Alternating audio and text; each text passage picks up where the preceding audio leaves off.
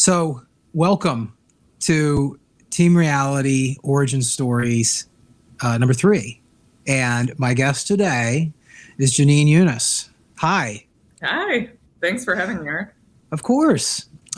And, this is a series where we are, kind of going in depth with the stories of Team Reality members. And the idea is to get a really good swath of people, right? All sorts of different accounts, people that come from different backgrounds, because, like we've talked about, what's fascinating to me, and I think other people, is there are so many people from different backgrounds, right? Different political backgrounds, different geographic, cultural backgrounds, who are firm members of Team Reality. And if we rewind back before the pandemic, we probably would not, we'd be friendly, but we probably wouldn't be as connected as we are, and that's one of the silver linings we have.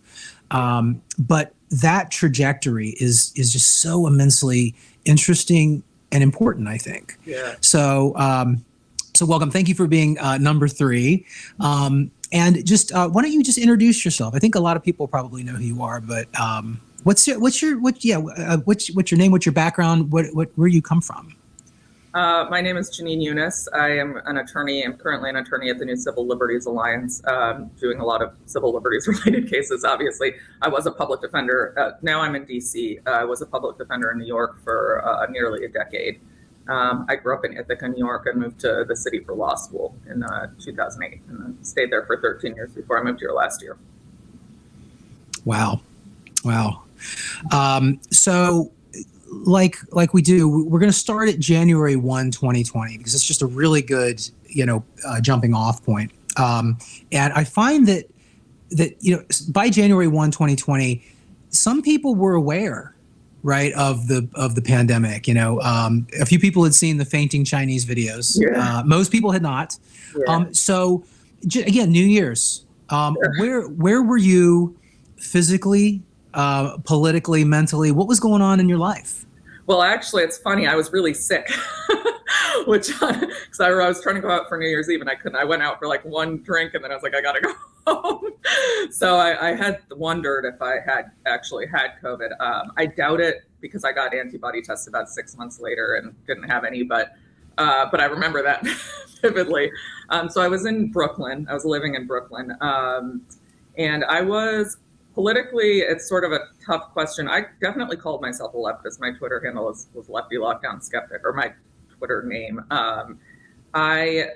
However, I always had some differences of opinion, and I had, especially in recent years, had some conflict with the left, especially as I noticed they were becoming sort of increasingly intolerant of different views. So I had a couple run-ins over transgender issues, which I have no problem with any adult who wants to do whatever they want with their body, but I remember some conversation where people were insisting that trans women and women are the same, and I was like, well, it's not the same. It's the same, and got in a big fight about that. I had some issues with hiring practices in my office, where basically anybody of color was given a job over any white person, regardless of credentials, which I thought was immoral, doesn't make sense, is actually unfair to our clients, who happen to be mostly people of color, by the way, and deserve the best lawyers they can have, not just anybody who happens to be Black or Hispanic.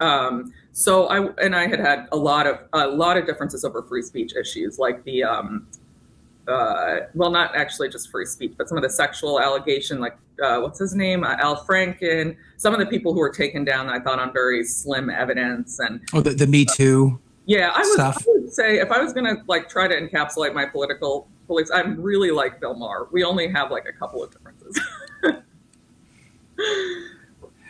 Well, that's very interesting. And again, I agree. It was sort of starting to burble before that, right? And then the entire Trump presidency was sort of, fomenting that as well. It was a very weird time up until January 1, 2020. Right. And I thought Trump was the worst thing that ever happened to America. I'm not kidding. Now I look back and I'm like, oh, wow, okay. That was nice. But I hated Trump. I liked Bernie a lot. I had voted for Bernie in 2016 and have all sorts of Bernie paraphernalia. I'm no longer, I've completely repudiated that. There were a lot of ex-Bernie peeps on Team Reality. I found. Yeah. I think it's. I mean, in my humble opinion, I think it comes from sort of an anti-establishment, right? And I don't want to speak for you, but a lot of people I've talked to became very disenchanted when Bernie not only lost, but like completely bent the knee. Like just went against. It seemingly went against his own professed principles after he. Right. You know what I mean? He didn't. You know what I mean? Like he didn't go against the DNC. He kind of took it, Totally. Yeah. And I mean, one thing I had liked about him was that even if I didn't always agree with him, I thought he was genuine. I liked that, so many politicians aren't, which is what people liked about Trump, ironically. Right. Yeah. Yeah. It's like as distasteful as you may find him to be, he at least, is honest in a sort of a weird way. Refreshing. Yeah. I mean, again, it's like it might not be the easiest pill to swallow, and you might not agree with him, but like he kind of is a straight shooter in a weird way. Yeah. So Jan 2020, you're in Brooklyn. When did you notice this thing potentially rolling through? Was it in January? I don't remember. I think probably later January. I will say I have a hypochondriac streak, so I'm sure I was actually really afraid of Ebola for a while. Which is now funny, but I think I was nervous about it at first. That's sort of my natural tendency is like, this is going to be awful, and especially when it comes to disease.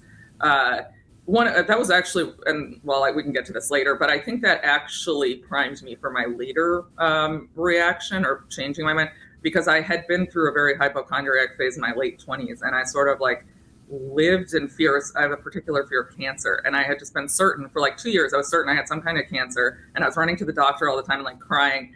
And I finally got over it, and it took like a lot of work. And I think I eventually or pretty quickly recognized that like society was becoming mass hypochondria. And I was like, no, I'm not, like, I don't want to go back to that. That was such a miserable time. And even if I die, I don't want to, like, you have to live. You can't just live in fear of disease. I would agree with that. I was actually very similar. Not a super hypochondriac, but like I was a fist bumper before 2020. Really? Yeah. I mean, I didn't touch my face. I was sort of bought into that, mitigation tactic. I wasn't weird about it, but like, I was kind of hypochondriac light.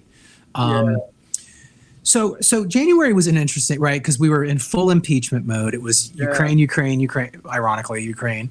And at the very end of January, seemingly abruptly to a lot of people, Trump nixed the flights from China. Do you remember that? Yeah. What did you think about that? I don't remember, to be honest. I don't think that I had much of an opinion. I think I was a little bit confused, and I never thought about like, a pandemic really, or I thought, as I said, I thought a lot about cancer and these kind of really scary, like flesh-eating bacteria, kind of stuff I get nervous about. So I didn't know much about like how you would prevent the spread. I think I probably thought it was fine, that it made sense. I don't think I thought about it very hard. Interesting. There was it was a controversial move because he was still sort of on the tail end of the second impeachment, and it was immediately cast as a distraction, as sort of a racist thing, and or potentially part of his tariff China economic strategy. Yeah. As opposed to literally just cutting off potential disease vectors. Albeit too late, but. Yeah, no, I might have felt like, honestly, 2.5 years ago seems like a lifetime ago. So much has happened. Normally I can remember.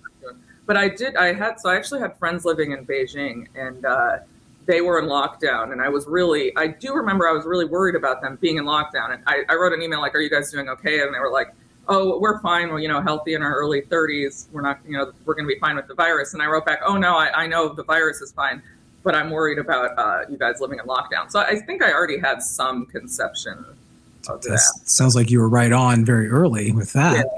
Yeah, I think that was sort of very early, and then I went through a little bit of a more fearful phase and returned. Yeah. All right, well, so the next month was February, coming out of impeachment, and I don't know if you remember, but we had, Trump started seizing on to the pandemic. Like he started talking about the pandemic. It was in his State of the Union. And the Democrats they took sort of an opposite take on this. And they were saying, there's nothing to worry about. Go to Chinatown, go out to eat, go to the theater. And, that was back when Fauci was saying, don't wear a mask, so that was sort of upside down times with the virus. Do you remember any of February or? Yeah, February. So I do remember, I should have sent you this article. Sorry, it just came to my head. There was a woman named Nancy something. She was in, I believe, in the CDC, and she wrote an article that was published in the Times saying Americans should prepare for severe and long-lasting or something disruptions to their lives. And I read it and I was like, oh my God, I was really worried. But then I also was like, no, like we shouldn't do this. And I remember thinking that like what you're recommending is going to have horrible effects. That was always my first instinct with this, or that was my first instinct with all of this. Like you cannot just stop how the world is functioning without catastrophic consequences. And I also knew, that they would manifest long term. Like people were saying, oh, the economy is fine, like in August of 2020 or whatever. And I was like, no, this is going to it's going to show, like it's going to manifest over years. You're probably the bad things are going to happen with the economy, but maybe not for years if you're printing money. All the children who lost years of education, well, those are going to manifest over decades, not tomorrow. It was all very short-term thinking in my mind. So immediately you saw that article and you just sort of were able to game out the negative effects of this strategy.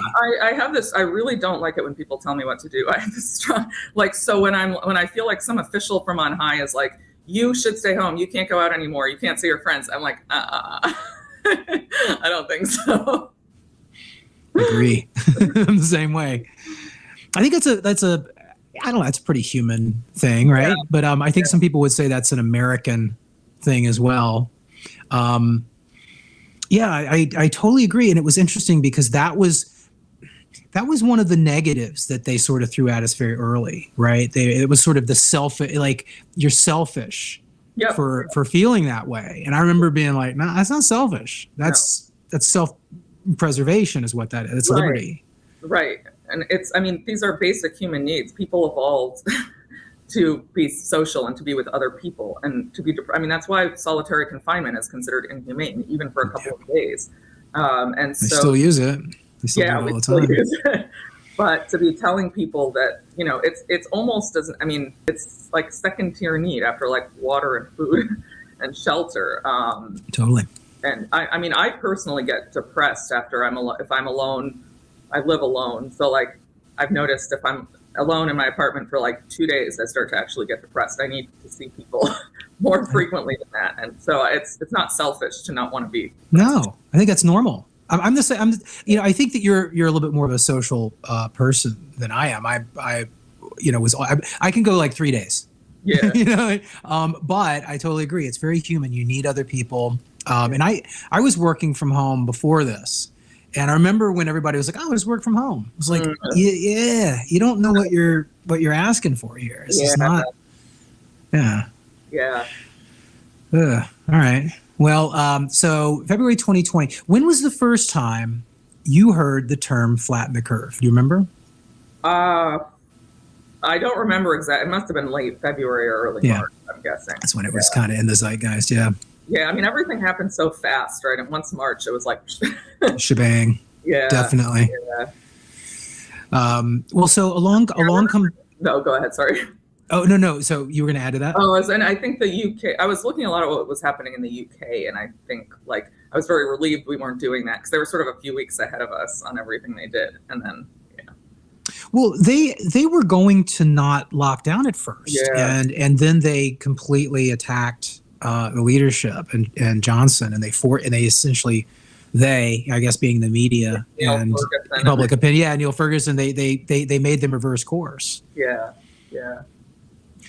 And so we're into March when it gets super fun, and the first couple weeks of March were when we started. Well, back in February, we had the Diamond Princess, which was a big deal for a lot of us. Do you remember the cruise ship? Yeah, very well.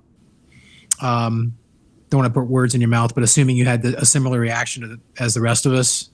Yeah, yeah. But I mean, just like, okay, this is clearly not as deadly as Yeah. my It was friend. literally a worst case scenario, right? Yeah, yeah, exactly. My friends in Beijing actually had a huge impact on me too because they were there and they were sort of telling me, which is funny because now they're COVIDians, but they were like, "Oh, this is all really only Interesting. old people. Like it's exaggerated." Interesting. Well, we'll Yeah, have to get back to that, their yeah, transmutation in a little bit. Well, so in March we went through and we started seeing deaths, cases here. New yeah, York was freaking out. We were here, and the hospital, even though they never really got overwhelmed, we had our biggest peak in early April. But before that, in March, you and I both, I think, responded to one of the same things, and that was Dr. Katz, yeah, right? yeah. Let me bring this up. And this Dr. Katz is he's, I don't want to demean him by calling him a nutritionist, but that is part of his focus, correct? I believe that's true. Yeah. And I'll let you explain this, but this is something that you and I've talked about. I saw this article, and I think on the heels of this, he was on Bill Maher. Yeah, And for me, again, very similar trajectory. This is something to be concerned about. Oh, great! Looking at Italy, looking at the Diamond Princess and Beijing and the other countries. This is not airborne Ebola, thank God, right? yeah, I had this sigh of relief, right, where everybody else was just going crazy, right? I was coming down, everybody else was going crazy. And here comes Dr. Katz in the New York Times, and this was New York Times. Unfortunately, if you run something there, it has, the heft, it has the reach. And so when I saw this, and then when he was on Bill Maher, personally, I was very hopeful that this would make a difference. me too. That was exactly my reaction, and I felt like I had been thinking these things and saying them to a few people, and was just getting viciously attacked. I mean, Yes. so it was like this wasn't a rational debate. It was just so it's like you're immediately like you don't care about people. You must like Trump. Well, I don't know if the Trump stuff started that early. Now I don't remember, but It did. It was weird because it didn't really make any sense back then, right? Like it was because they had just been on the other side of it. yeah, Right? yeah. Yeah. I think it's because and I think actually Trump had read this article because he made a very similar statement. He said that the cure is worse than the disease or something like this at some point. Sure. But I was really relieved when I saw the article because I was like, oh my God, somebody with credentials, more credentials than me in any of it is sort of articulating these instincts that I have. And in the Times. And I thought, oh, maybe this will turn, now people will see. And I sent the article to some people, my ex-boyfriend's dad, who had been very, from the start, like we should lock down. And they just were like, no. It was like clear that they couldn't, at that point, they'd already made up their minds. There was no getting in. I had the same reaction because I posted this on Facebook, which is where at the time I was trying to have the discussion to no avail. Yeah. And one of the things that was in this article, and he talked at length about on Bill Maher, was the statistical breakdown. Right? He said something that, and again, as a doc, like because you and I aren't doctors, right? We're obviously curious. We're fairly smart. And by this time I was reading all the studies, and I knew some stuff before now, but I was getting up to speed. But when he came out and he said that, and I might not be exactly right with his statistics, but he essentially said 85% of cases will be completely asymptomatic. Yeah. Right. 10% will be like a mild, bad cold or a mild flu. And then that last 5% are going to be severe cases. And those are the ones we're going to have to worry about. Right. Yeah. And then he started talking about the age stratification. So, once again, like you put all that together, and it's not like we go out and, lick each other. Right. Like nobody's suggesting that we're not careful or caring, but at the same time, this is also not a death sentence. Right. And that's what he was saying. And to your point, nobody wanted to hear it. Yeah. Yeah. Well, and the shocking thing is, all policies have trade-offs, right? If you tell people to sit at home for 3 months, or whatever, it's going to have consequences. So, it was treated as though there was no trade-off, and that the only thing that mattered was mitigating this disease. And people just simply didn't seem to understand that you have to look at the pros and cons. It was really surprising to me. Or I got a lot this idea that whatever the cost is, it's worth it. Well, how can that be, right? Like, you have to do a cost benefit analysis. Well, in my opinion, it's not even that simple, because you have to respect human rights. So, right. Which we did not. Yeah. Like even if locking down did save some lives, I would say it's still immoral. But it also didn't save lives, and that was obvious to anybody who actually, had had actual experience with epidemiology and had looked at past pandemics. Yeah, we had some of those people that spoke up as well, and they were not listened to or canceled. No. Yeah. Well, so this came out in March, and again, he was on Bill Maher, and the next article you had was something I saw as well. Sweden. Yeah. When did Sweden come on your radar? Early.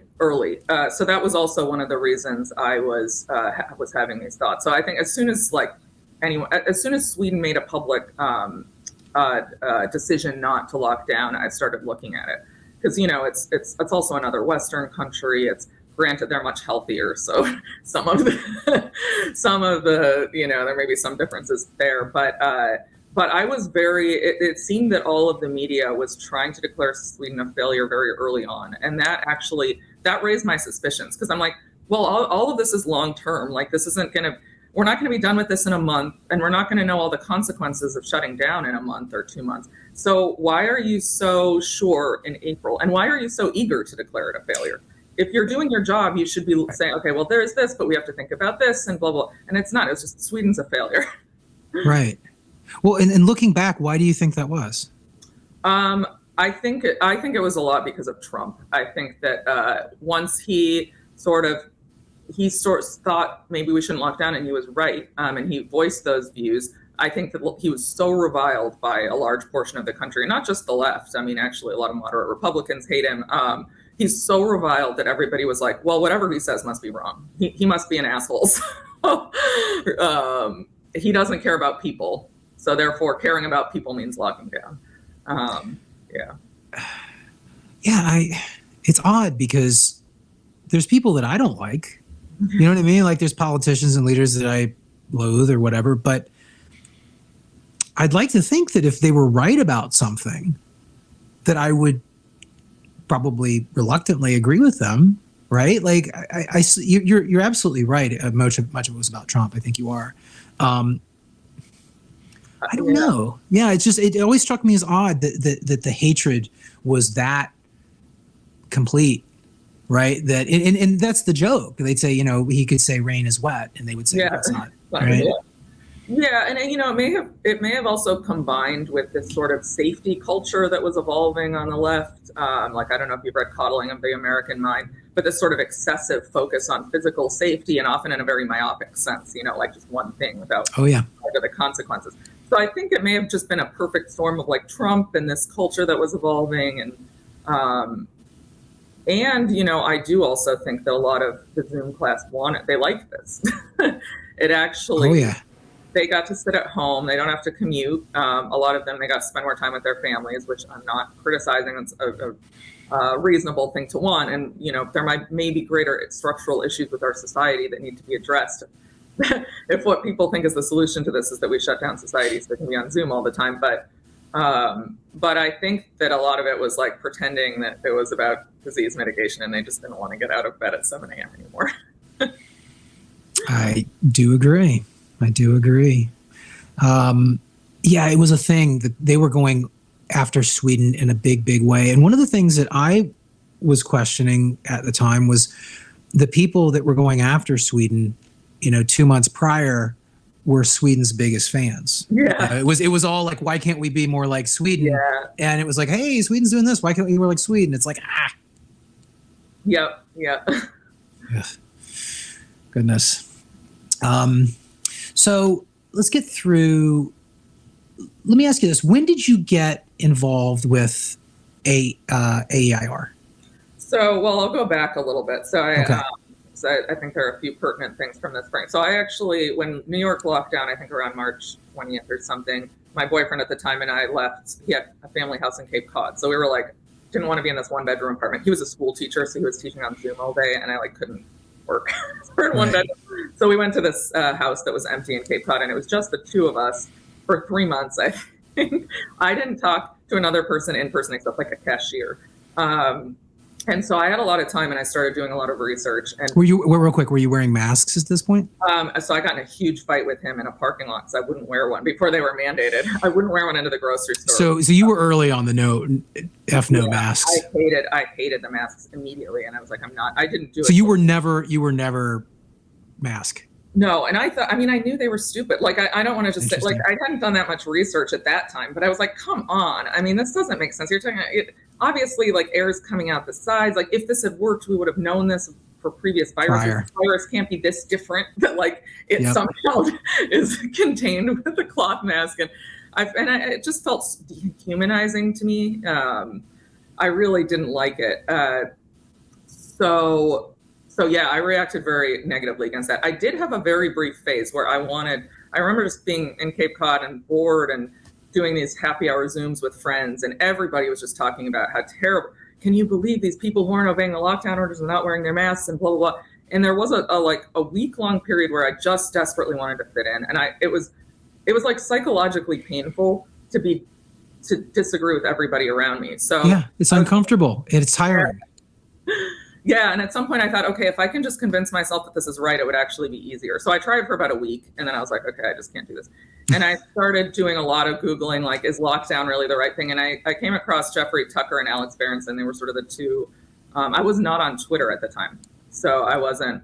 I didn't like social media, actually. So I started reading them, and after went back to New York, and after a few months, I got in a big fight with my friend because I had been to a party and I told her, and she got extremely angry, started screaming at me, and we were hanging out in the park because she wouldn't go inside. She said I didn't care about her life, which was absurd because I had let her live in my apartment for 3 months for free while I was in Cape Cod because she was so scared of COVID. She didn't want to be around her roommates.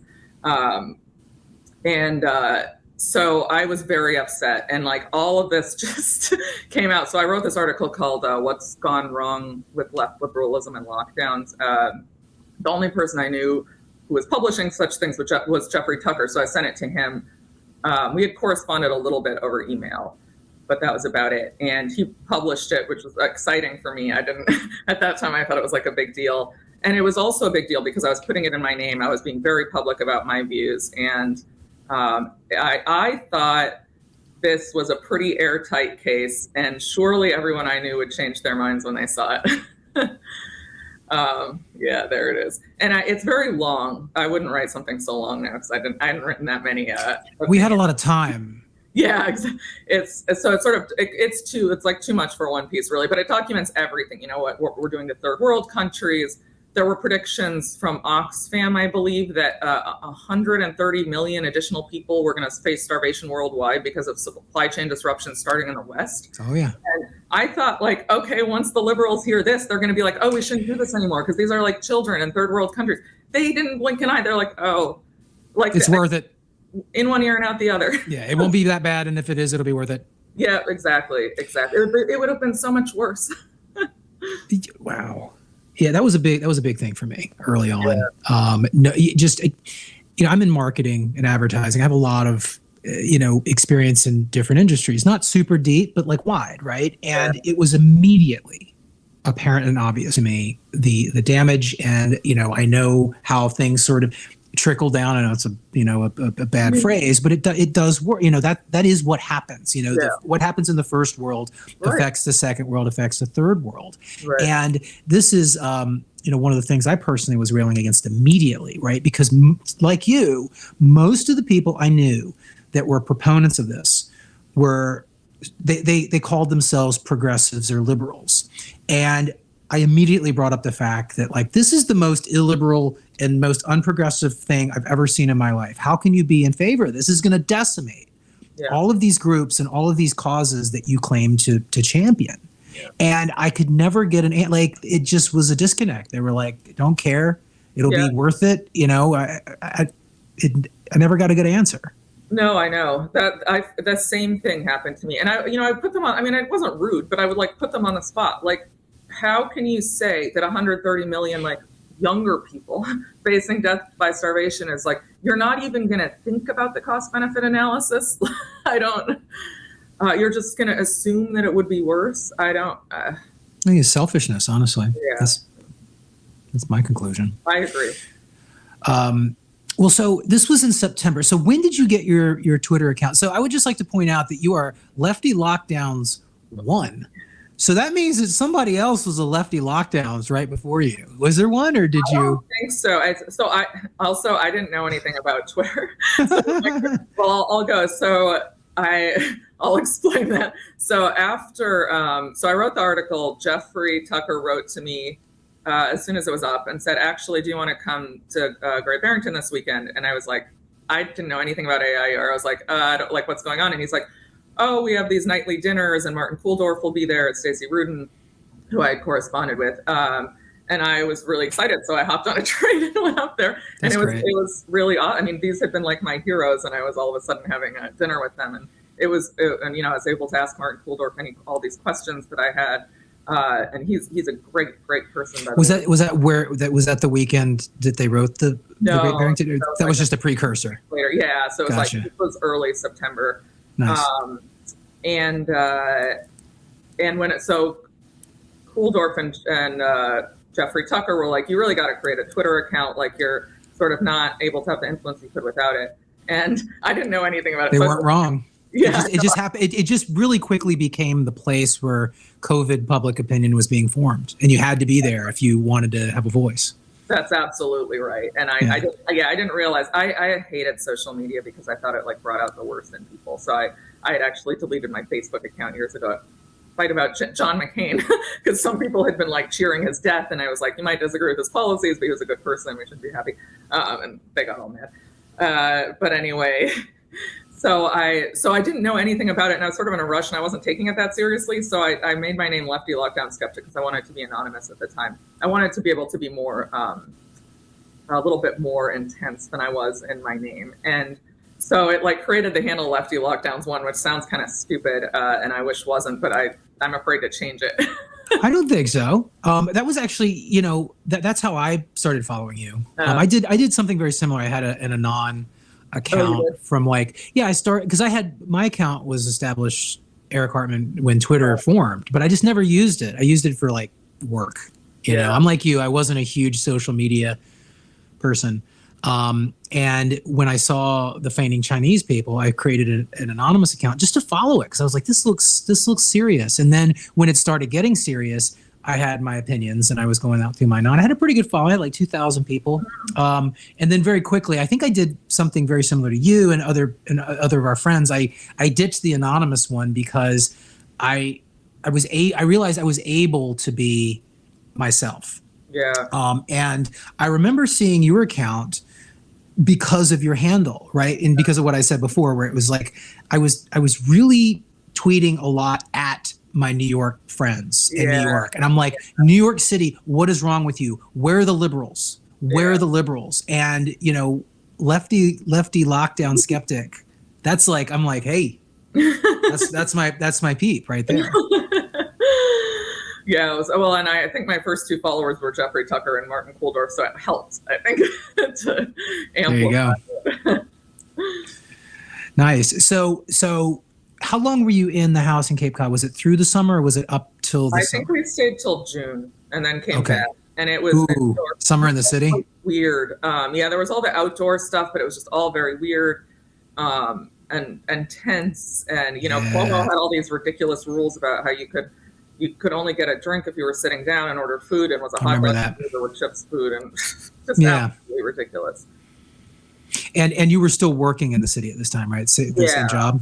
Yeah, and I think we had to go through ridiculous protocol to go to the office. I didn't like working at home, so I wanted to start going once I came in. Nobody else was going, so I would go, and I would. And you still had to do the protocols, even though it was just you. Oh yeah! Oh my God! I had to fill out these forms. We're not allowed to do this. We had to document every room we went into and every surface we touched. I mean, just absolutely insane things. And we weren't allowed to take the train there because it was like too dangerous. So I had to walk or bike. And I remember just arriving so sweaty. I would run actually, and it was like 4 miles. So I just arrived super sweaty, but I was like, well, I'm the only person here. You're the only person there. It doesn't matter. You just stretch out. Yeah, exactly. Yeah, it was weird. Yeah, but that's interesting because most of the people in New York kind of did opposite of you. I take that back. If they could get away, they got away and they stayed away for most of the summer. Yeah, well, I was getting, it was a little much just to be with my ex-boyfriend, just the two of us, who was my boyfriend at the time. That would have been worse. I bet. It was tough being, with your family. I mean, with anybody, it's just too much. No one person. I wanted to come hang out with my friends, but that didn't go well because I got in so many arguments. Yeah, it's contentious. It's not fun. Yeah. So summer you were kind of working, kind of chugging through. Yeah. You had made the connections with Jeffrey and AIER. The Great Barrington launched in August. So no, that was early October 4th. Okay, you're right. You're right. It's all a blur. Yeah. So you went up the first time, and then they had this brainwave that they were gonna do this plan B, right? And they invited you back. To my knowledge, they didn't actually have a plan. Jeffrey had messaged me towards the end of October and said, you've got to come up the first weekend of October or whatever. It's going to be big. And he's Kuldor, Bhattacharya, and Sunetra Gupta are going to come. And I love Sunetra Gupta too. I didn't know Bhattacharya as well at the time. But I had read a lot of Sunetra Gupta and I was so excited. And they had invited some journalists like David Zweig and a woman, I forgot her name. She's written some good stuff. She's like a medical journalist, I think in Canada. And John Tamney, who works for Freedom Works. And it was supposed to be like interviews between the journalists and the scientists that were going to be published. To my knowledge, the Great Barrington Declaration was spontaneous. They were just sitting there and they were like, you know what, we should write down these ideas and a declaration, basically. That's the story that I've gotten, which I think is super cool. It's like, we're all here. We have all these ideas. Let's write them down. And because I think everybody knew that the narrative had so solidified, right? And there was no dissent allowed. And everybody on our side, and we weren't in an extreme minority.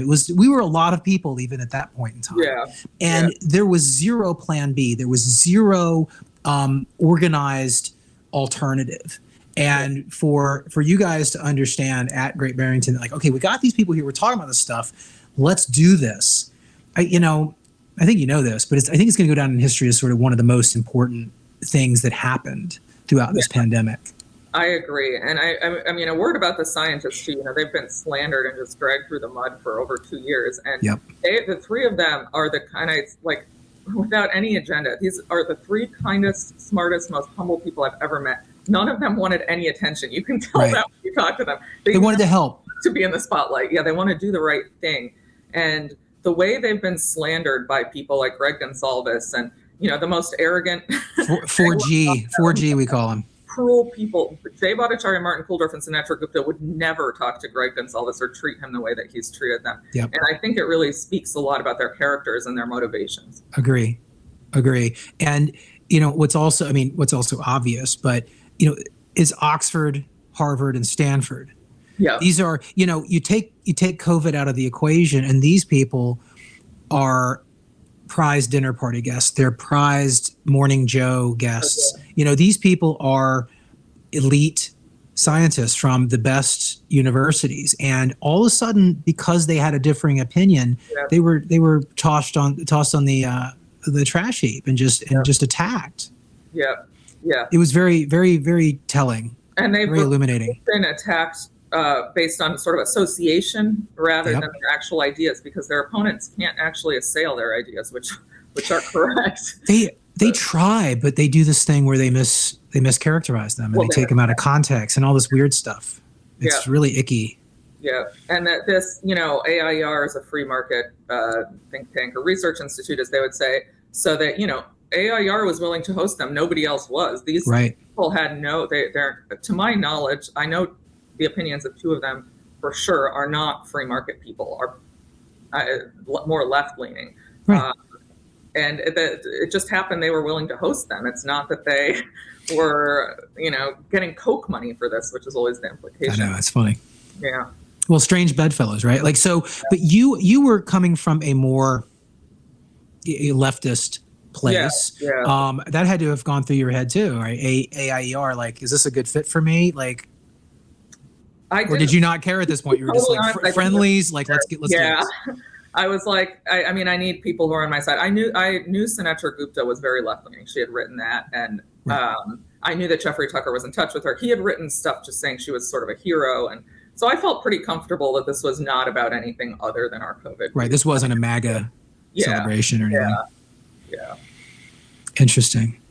Now, the vibe in the room. What did you guys think would happen? Did you have high hopes? Was it sort of, putting the rubber ducky in the stream and just seeing what happened? Like, what was the thought about, like, when you guys released it? Understanding that memory is like not is a little bit not always accurate, and like subsequent events can influence it. I don't recall. I believe that nobody knew it would become a big deal. I think Jay was like, oh, maybe we'll get like, I don't know, a few signatures or something. Or I think Jay actually was more optimistic. Now I can't remember, but most people I don't think realized it was going to be a big deal, and it was huge. And it was probably one of the most exciting weekends of my life, because it was just, I'll definitely always remember it. But that's just so cool. Yeah. That you were involved in that. Let me share the. I didn't do anything, tweet, to be fair, other than be there and talk to people. Boom, boom. That's you guys. Yeah, that was the night. I think the night was the Thursday night before. So there's Stacey Rudin, Phil Magnus, Jeffrey Tucker, me, Martin Kulldorff, and Ed Stringham, who was the president of AIR, and then a couple of the fellows. Well, actually, a couple of the younger guys who worked there, I should say. Nice. It's so cool. Yeah. Well, so I actually dug into. Well, I went to your Twitter and the Wayback Machine, and I found some of your old tweets and your old mastheads and old avatars. But it's funny because I don't know if you've gone to the Wayback Machine, but it's kind of like chance, like where it decides to pick you up, which days. And it only grabbed you in 21. Oh, okay. So let's finish out 20, and then we'll get into your stuff. So Great Barrington comes out, and there was an immediate reaction. What did you? I guess you were a little surprised that it had some traction. You're again, I don't want to put words in your mouth. You're probably depressed that it was attacked. But what else happened with that? Well, I would say actually, when I sort of think back to that time, we went into overdrive trying to retort or reply to all the criticism. So Greg Gonsalves and this guy David Gorski and Yami, they were just constantly. And the New York Times was Paul Krugman was writing articles about it. So Phil Magnus and I, and probably, was there anyone else? I don't know. We decided we were like making it our task to just repudiate or refute all of their claims. Good. I remember this. I remember the back and forth. That was all I was doing, was writing articles, and Phil and I were collaborating a lot. And that was the Jon Snow silliness, right? Yeah. And so, they just write these articles attacking the scientists and saying they were Koch funded and blah, blah, blah. And I offered many times, I said, look, you can talk to me. You can ask me like why I was there. They don't want to do that. Don't come from the right. You could ask the scientists why they were there, but instead it's just this slew of hate. So I just recall sort of feverishly working on all these articles, like one retorting to Paul Krugman, one retorting to Greg Gonsalves. And yeah. What a mess. Yeah. Yeah, it was, I do remember it. I remember it being very, very icky. Again, just the way they fight is very underhanded. Very, very dirty. Very dirty. And they have this institutional backing, right, which allows the normies to not see how dirty they're fighting, right? Yeah. Like if the New York Times publishes, like, oh, this must be a bad piece. Yeah. This must be a bad idea. Exactly. That's so unfortunate. Fast forwarding up through fall 2020, right? We had the election. Yeah. So how much did your politics change from Jan 1, 2020 through the election? I mean, because you would see, you saw all the stuff that we're talking about. You saw them, attacking Trump when he was right? And then attacking people who agreed with him, but maybe didn't like him, but being accused of being Trump. Like, the politics got very messy very quickly and continued to get messier. So how did your politics change over those 9-10 months? I mean, I'd like to think my politics didn't change. It's just that that is true. Maybe but no, you know what I mean? Yeah. But I will say I did, there were some views like on the left that I sort of accepted because I hadn't really thought about them that much. I think I think I sort of want less government. I don't trust government anymore. Were you bigger government before this? Yeah. Okay, so like if there was an issue, you'd be like, oh, we'll create an agency. Yeah, or that, and like I was, I really wanted like gay rights and Roe v. Wade to be sort of national rights. I was fine, not Roe v. Wade, abortion. I was fine with these court decisions that I now think are really the court legislating. Although, I think one has to separate like philosophical belief. I'm pro-choice and pro-gay marriage, but that's different from saying like the Supreme Court should be deciding that those are inherent rights. So I'm for a much smaller federal government and sort of states' rights, I would say. And I really do not like agencies anymore. I can't believe I didn't see it, but I mean, agencies need to be taken down. It's shocking how much power they have. They're really like the legislators and the executive all in one with no accountability, and they don't respect people's constitutional rights or observe them. It's very bad. Yeah, agree there for sure. All right. Well, so we get through the election and that madness is still going on. And we get into 21. And this is when did you change jobs? I changed jobs in April of 21. Oh, okay. So we're not quite there yet. Well, actually, you know what? Here, I guess the first pickup for you is actually in June on the Wayback Machine. So I guess you changed job before. I have your look. I don't even know what language this is, but I don't either. I don't know why that looks like Cambodian or something. Yeah, maybe this. I got this one because it has your banner and your old avatar picture. Yeah. So in April you changed jobs. You were a public defender in New York City. Yeah. So in I believe January, I decided to come out on Twitter on my name. So I put my name and then in parentheses Lefty Lockdown Skeptic, and I remember that. A bunch of people at my office came across my Twitter and were very upset and like went to my boss and tried to get me fired or something, and he was like, "No, we're not gonna." But I heard that this had happened. A friend of mine gave me a heads up.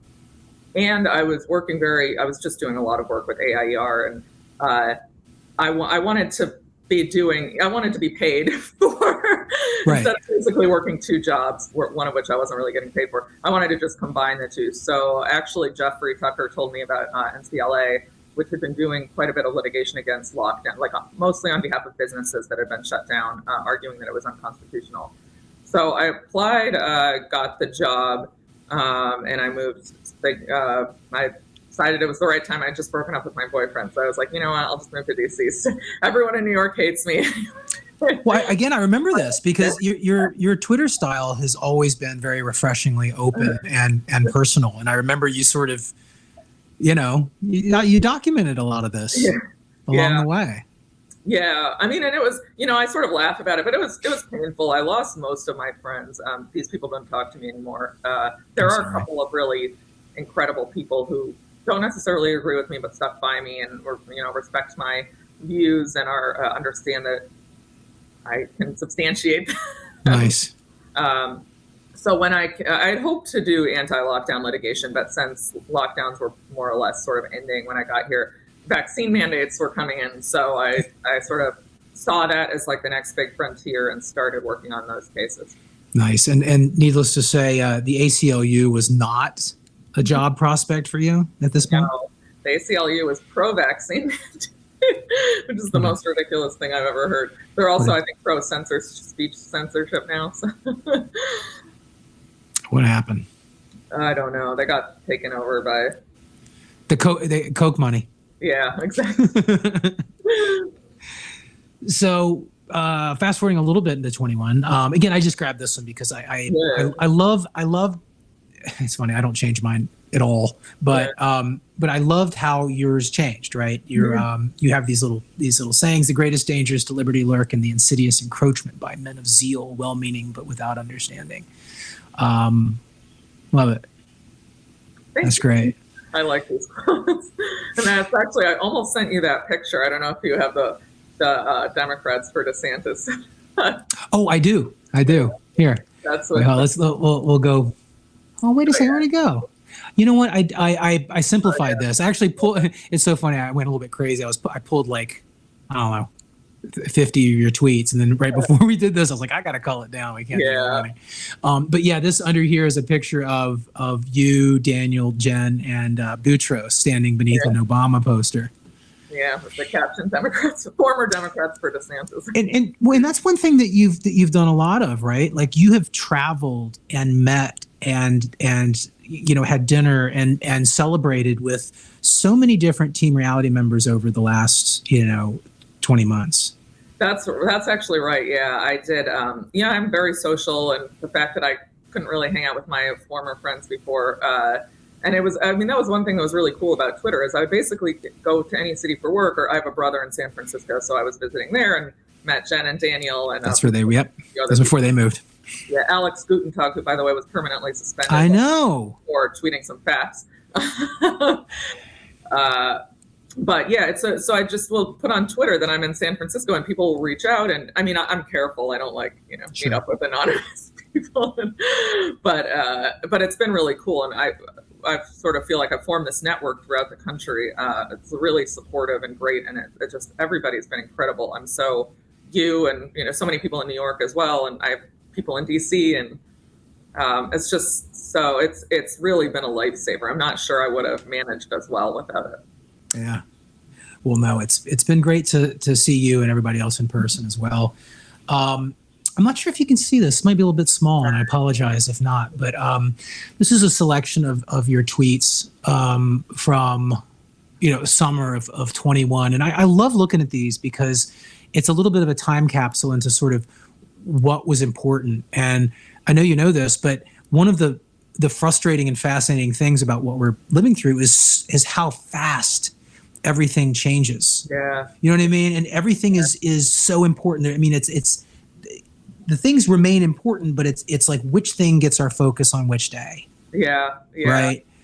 And it's I apologize if nobody can read this. I'll do better next time. But this is in these are about the one on the right is hilarious because every time you go somewhere where people are wearing masks, you're just like, no, I know. This sucks. This sucks. And it's like, I'm always retweeting that because I agree. It's just, oh God, it's so depressing. I can't stand it. I was at a karaoke thing last night, and it was just jam-packed basement, and the guitar player was wearing a mask. And I'm just like, dude, you're in a gym, hundreds of people crammed in here. You really think that? And it's just so obviously virtue signaling. It's so obviously, I want you to know that I didn't vote for Trump, and I'm not voting for DeSantis. It's so silly. Well, speaking of which, one of your tweets here is about DeSantis, and I think we all sort of got on the DeSantis train pretty much. I mean, he certainly wasn't as early as Noam, right? Who she doesn't get enough credit, I don't think, but she was very early. McMaster in South Carolina was very early, but even though DeSantis wasn't the first, he definitely, once he realized the mistake, he righted that ship. Yeah, very, very quickly and very forcefully. Yeah, and Noam, I don't think is going to run for president or anything, but I have too many issues with some of her other views. DeSantis and I don't agree on everything for sure, and I understand one can't agree, but I respect him. I do think he's very smart. And actually, Jay and Martin told me that they've worked with him quite a bit, and they said of all the politicians they've dealt with, he actually listens. Yeah. Yeah, he seems to. I mean, he's obviously got a pedigree. He went to Yale and Harvard, and was in the military. And yeah, he obviously seems like a smart cookie. Yeah, exactly. Unlike Mr. I follow the science Cuomo. Dude, that guy. And the other thing is sort of like I have kids, right? I'm a parent. You don't, but you and Zach Bissonette, and there are several Team Reality members who have been absolutely awesome in terms of kids vax, opening schools, masking kids. I just want to say thank you, first of all, if I haven't actually said thank you before, but it is, you know, I mean, that is true empathy. You know what I mean? Like I know that you have kids in your life, you like kids. I mean, but it's something else to sort of put your career on the line, to spend your time, your energy to help and advocate for something that you know is so severely wrong. And I just want to, you know, it's much appreciated, and you actually have really helped move the needle on this.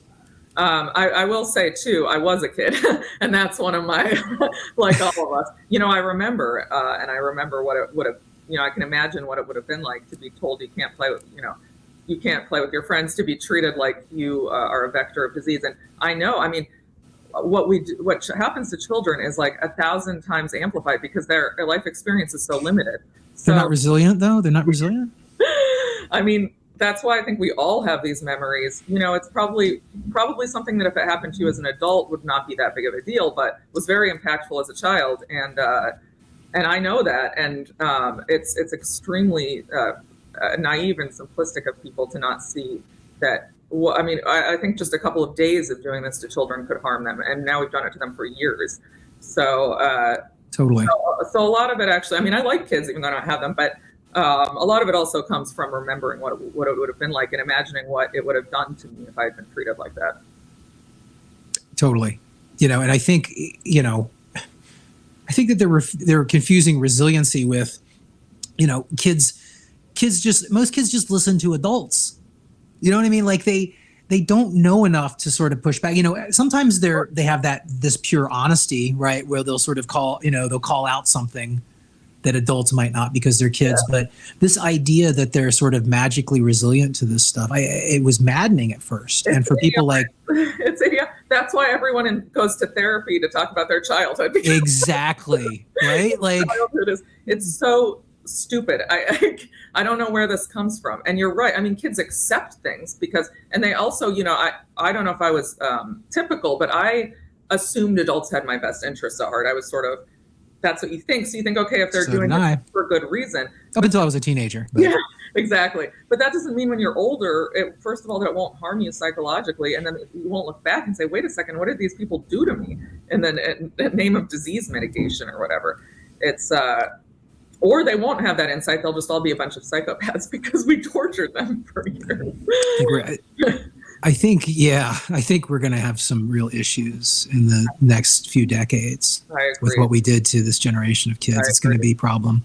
You know, that's one thing we tried to do with our own kids, which was, you know, we kind of realized that it was going to just, you know, be awful for like 2 years. And both of our kids, thankfully, were young enough that, you know, and they're fairly bright, right? So we just didn't put that kind of pressure on them. As soon as we realized, like the remote school, how bad it was, we kind of stopped caring about grades, you know, and we were just like, look, you know, they'll learn fraction. You know, like we'll teach them cursive on the side. Like we just don't want them being adversely affected by this stuff. We want their psyches to be positive because everything else was so negative around it all the time. We didn't want school to add to that, you know, this pressure of being a kid. And so we just tried to, and I don't want to say we tried to make it as normal as possible because in a lot of ways it was impossible to do that. But we tried to pull the stress off, right? The expectations we were just like, there's kind of no expectations, you know, just the basics, you know, like be honest, you know,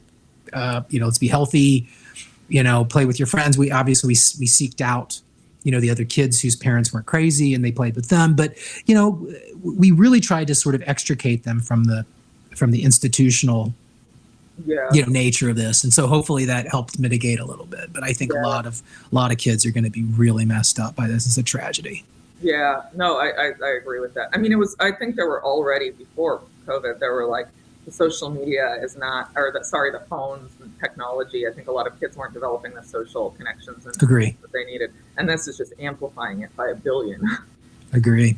Maybe a silver, I hate when people talk about the silver linings to this, honestly, but I've thought that maybe one of them is I've been seeing a lot more parents pull back on phones and social media for their kids after this. And I'm thinking that's probably not a bad thing. Yeah. I agree. No, probably not. So in 21 is when things started getting hot and heavy with the mandates, right? And this is where you really started digging in with your org and fighting these legal battles, which are obviously still going on. Yeah. But so this is important stuff, obviously. So when did this series of snowballs start forming on your radar? The vaccine mandates? Yeah, just the legal. Yeah, so Cuomo, I believe Cuomo was the first. Basically, it was the first vaccine mandate of any kind, to my knowledge, and it was like a city program, and it was It was early. I think it was March. He announced it, and it had been developed in secret with IBM. It was like an app. Well, and it was the executive order, right? It was the public health. Yeah, exactly. I think it was like done through the New York Department of Health. And I was like, Zucker. I don't know if I doubt I was the only person who called this, but I immediately was like, oh no, this is what they're going to start doing. This is the next thing, because they just continue to want to.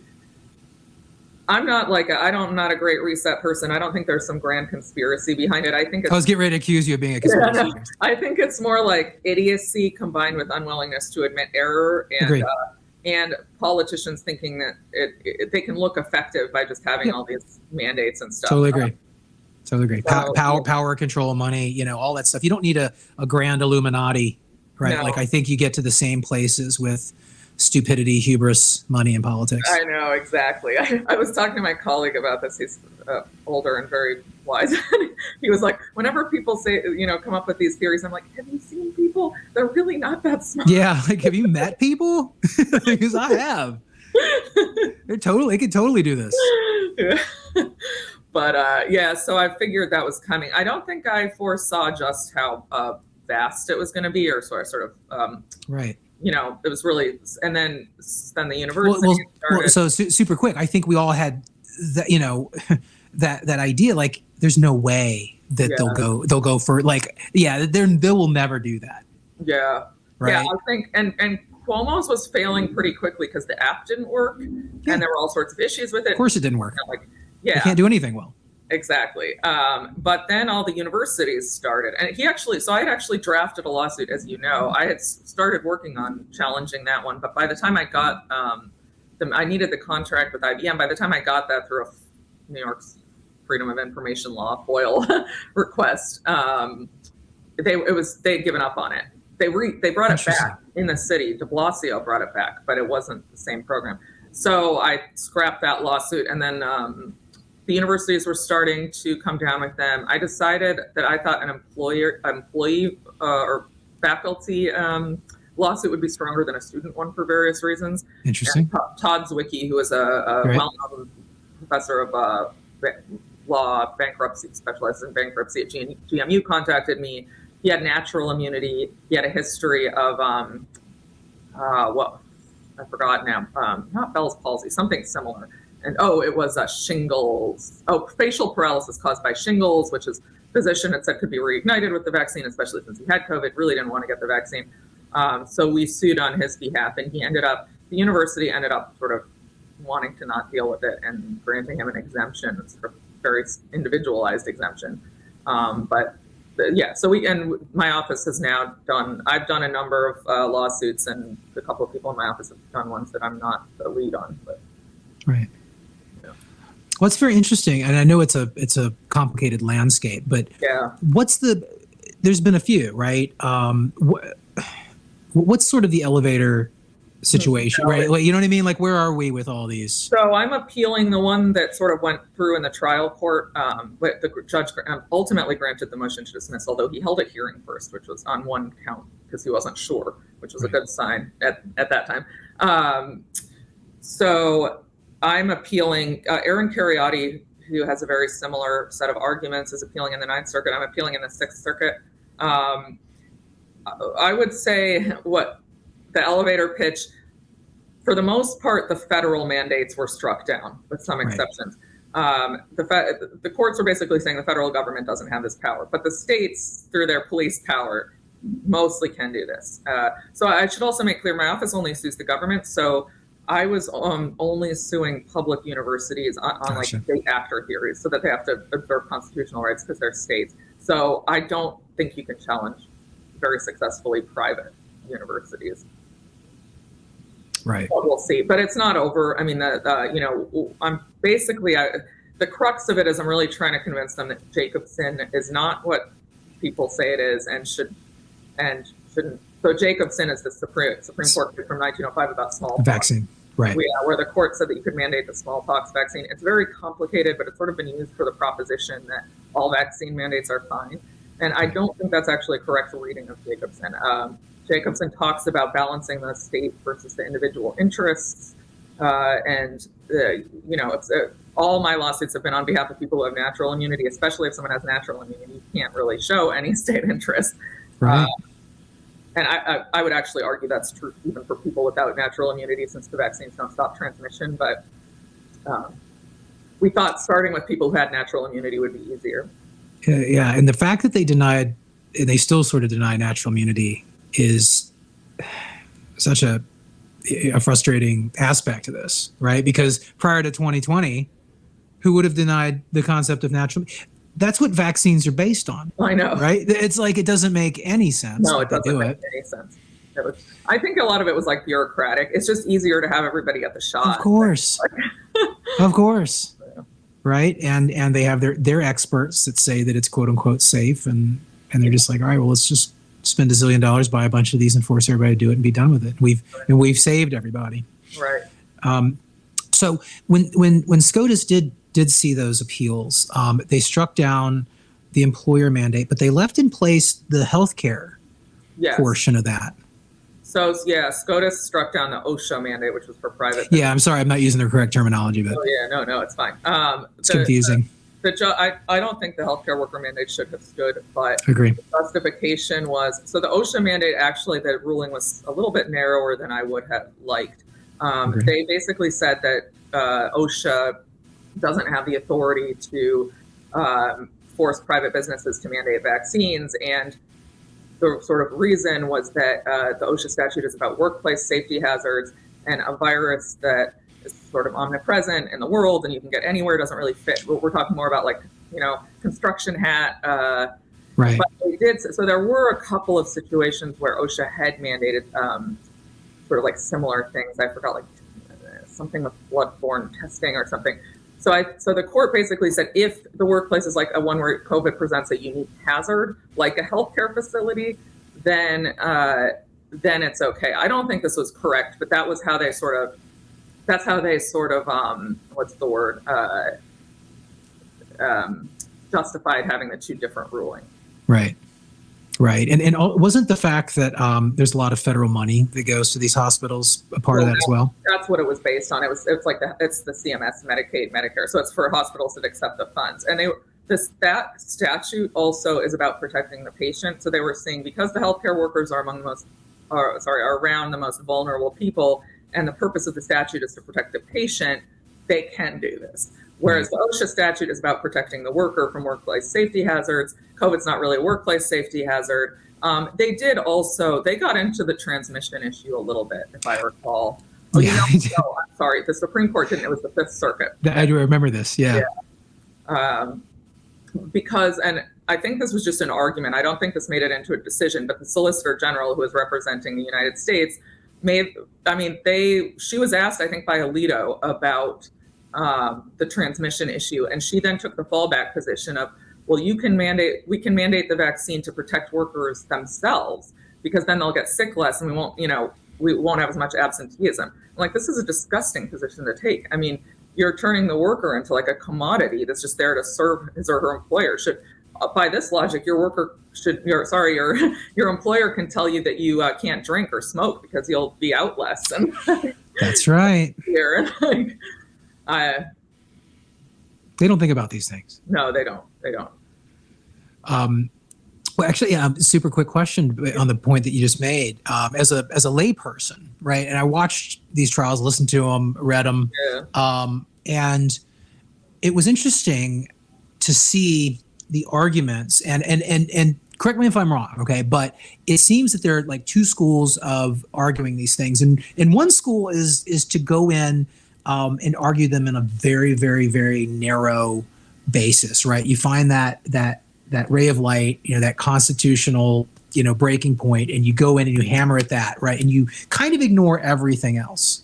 Yeah. And then, but during this, right, the lawsuits that we saw where people did that, we also saw that the government, for the most part, would come in with this: kids are dying everywhere. The hospitals are full with 10 million COVID kids, and there was this emotional component that was affecting the judge, right? Whereas, you know what I mean? So the other theory is you go and you argue that, but I get why people go in and try and argue law, because it's supposed to be a very sober environment, right? It's not supposed to take in emotions and weird things, but it seems People say that a lot. I do think that's a slight misunderstanding. I mean, the law often involves like really getting into the facts. And so, for instance, one of the terms in this OSHA statute, there was like because this was for promulgating emergency rules, they have to show that it's a grave danger, a new hazard that presents a grave danger.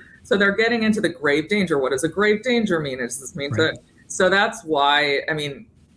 So that's why you sort of end up getting into these issues, and you usually do with the law because you're sort of, right. And that's what it seems like that's ultimately gonna happen. Yeah. Right? Especially with these sorts of topics. It was very alarming to hear some of the Supreme Court justices, make the statements that they did. That's because obviously that is coloring their opinion. Absolutely. I mean, judges read the newspapers, and that's why I write op-eds, and I always tell people, I mean, the judges' notions going into anything are good. They're human, they're not machines who are doing a math problem. And if the judge thinks that COVID is killing children right and left, there's not going to be, and that the vaccines that do anything, there's not going to be much you can say to persuade them that we shouldn't be able to mandate vaccines. So, so the sort of common, just having an influence in terms of our voice in the news is really important, I think. And that goes, it doesn't have to be lawyers, it goes for everybody. Agree. And it's a weird uphill battle, right? Because, almost the entirety of media and entertainment and the government is sort of tilted against us in terms of the facts. Oh, yeah, for sure. Oh, goodness. All right. Well, we're fast forwarded up until now. So it's been over 2 years. Yeah. And it seems like you've been on a bit of a journey. Where do you think we go from here? That's a good question. So the cases that I'm doing now, and I'm sort of very passionate about, are these censorship on social media, which I think are driven by the government. I mean, it's really shocking. Interesting. There was actually Missouri and Louisiana, the attorneys general filed a preliminary injunction yesterday on very similar theories to a case I had brought on behalf of Mark Chingizi, Michael Sanger, AJK, and Daniel Kotzen. AJ was just added to the lawsuit. They told me that they used my complaint. And the theory is that theirs is much better, to be honest. They have way more resources. They did a really good job.